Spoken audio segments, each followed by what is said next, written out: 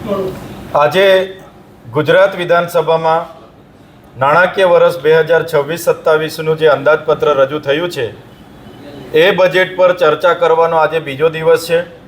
ગુજરાતની જનતાના પ્રશ્નોની ચર્ચા કરવાનો આજે ખૂબ મહત્ત્વનો ગૃહનો દિવસ છે. એ જ પ્રકારે 10મા ધોરણ અને 11મા ધોરણની આજેથી બોર્ડની પરીક્ષાઓ ચાલુ થઈ રહેલી છે.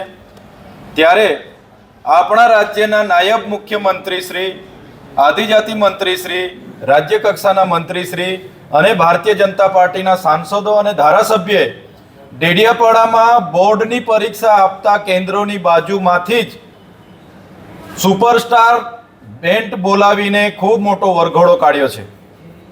નાયબ મુખ્યમંત્રી, એમના મંત્રીઓને કદાચ બાળકોની ચિંતા હોત તો બોર્ડની પરીક્ષા આપનારા બાળકોના કેન્દ્રની નજીક આજે લોકો વરઘોડો નહીં કાઢત, પણ એમણે ત્યાં વરઘોડો કાઢ્યો છે અને બોર્ડ પરીક્ષા આપનારા વિદ્યાર્થીઓને ડિસ્ટર્બ કરવાનું કામ કર્યું છે. ત્યારે મેં આ નાયબ મુખ્યમંત્રી સહિત એમના નેતાઓને, એમની સરકારને કહેવા માગું છું, 30 વર્ષથી ગુજરાતમાં તમારી સરકાર છે. જો તમે તમારી સરકારમાં કામ કર્યા હોત તો આજે તમને ડેડિયાપાડામાં વરઘોડા કાઢવાની નોબત નહીં આવત. આજે ડેડિયાપાડામાં માન્ય નરેન્દ્રભાઈ મોદી સાહેબ આવ્યા નવેમ્બરમાં, અને એની પછી તરત તમને વરઘોડા કાઢવાની શું જરૂર પડી છે?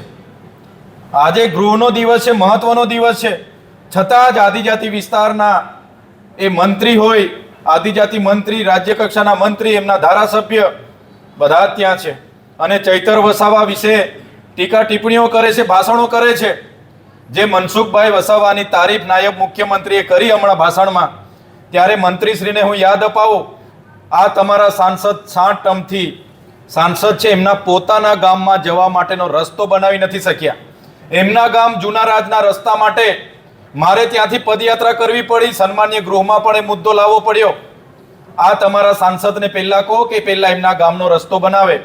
જે ગણપત વસાવાની તમે વાત કરો છો, એ ગણપત વસાવા જ્યારે આદિજાતિ મંત્રી હતા ત્યારે જ આદિજાતિઓના ખોટા પ્રમાણપત્ર એમણે મેળાવડા કરીને બિન આદિવાસીઓને આપ્યા છે.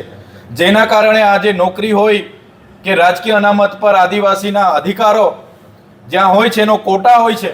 બિન આદિવાસી લાખો લોકો આજે નોકરીઓમાં જોડાઈ ગયા, આજે શિક્ષણમાં જોડાઈ ગયા, આજે ચૂંટણીઓ પણ બિન આદિવાસી લોકો રિઝર્વ બેઠકો પરથી લડે છે.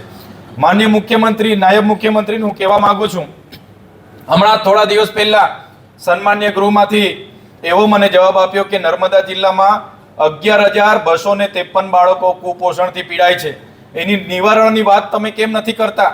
નર્મદા ડેમ છે, એક બાજુ ઉકાઈ ડેમ છે, એનું પાણી ડેડિયાપાડાના મળે, એની વાત તમે કેમ નથી કરતા?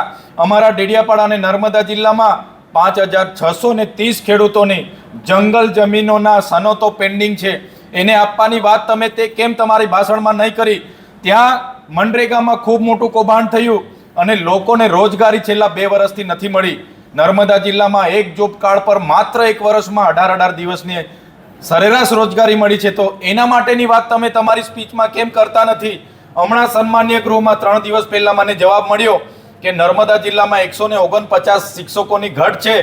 નર્મદા જિલ્લામાં 145 શાળાઓ એક શિક્ષકથી ચાલે છે.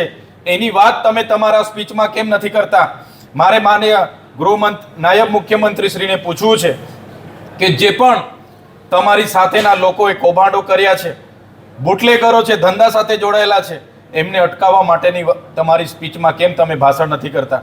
નર્મદા જિલ્લામાં સ્ટેચ્યુ ઓફ યુનિટીમાં જે 6 ગામોના લોકોની જમીનો ગઈ, આજ દિન સુધી વળતર નથી મળ્યું. કરજણમાં જે લોકોની જમીનો ગઈ, વળતર નથી મળ્યું. ઉકાઈના ડેમમાં જે લોકોની જમીનો ગઈ, એમને વળતર નથી મળ્યું. તો તમારી સરકાર 30 વર્ષથી છે, તો કેમ તમે વળતર નથી આપ્યું? એની વાત કેમ તમારી સ્પીચમાં નથી કરી? ત્યારે મારે કહેવાનું છે કે ત્યાં જઈને આજે ચૈતર વસાવાને ત્યાં પ્રતિબંધ છે, એટલે ત્યાં જઈને તમે ચૈતર વસાવા વિશે ટીકા ટિપ્પણી કરો, એના કરતાં તો લોકોના સમસ્યાનું નિવારણ કઈ રીતે કરવું એ બાબતનું તમે જો ભાષણ કરતા તો ચોક્કસ અમે સ્વાગત કરતા. ધન્યવાદ.